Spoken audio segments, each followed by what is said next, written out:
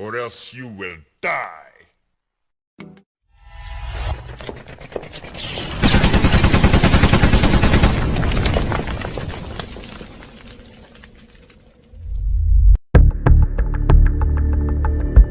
What happens when people look at a map and they start looking at the data on top of that map is they're able to start making correlations that they otherwise would not have made perhaps through reading. I'm Robert Mugga, and for the last decade or so I've been working on the risks facing cities, but also ways that cities are getting around them.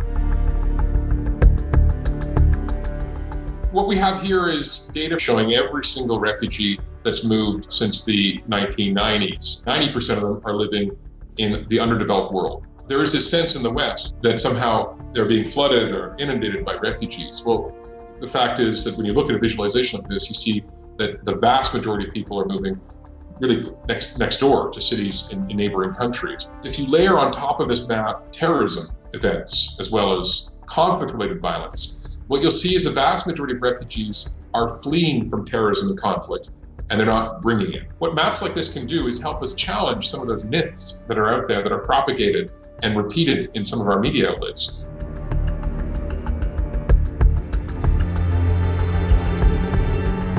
Rising sea levels are going to affect virtually all cities on the coast, and there are a few cities that are going to be more badly affected than Miami. Miami is built on porous limestone, a swamp effectively. So at around 2 degrees Celsius rise globally, Miami is underwater. Mar-a-Lago, the Winter White House, may be one of the first parts of Florida to go.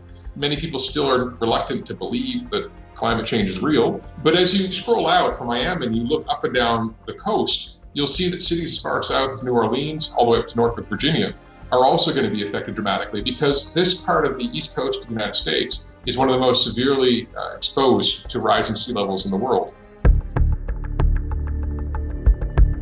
One of the visualizations that we have is showing fires from space over a 3-year period. Well, the blooms above and below the equator are really slash and burn agriculture, basically forests being cleared for livestock. The other concentration of fires that you see from space are really about gas flares, coal burning factories. So for example, in North Dakota, there is a cluster of gas flares from the fracking industry that generate the equivalent of more than 1 million cars on the road a year. And that gives you a sense of just the human-led changes to our climate.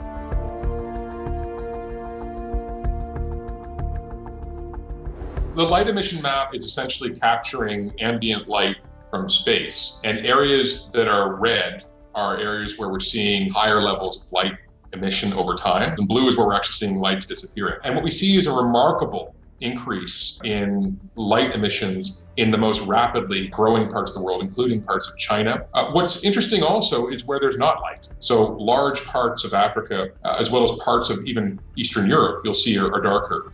And then you see areas where, in fact, there hasn't been a lot of population growth, and especially Japan. Even in parts of Japan, you see areas that are blue, suggesting that, in fact, cities are getting smaller and people are leaving cities, or at least the population's aging, and you're not seeing the same levels of energy consumption.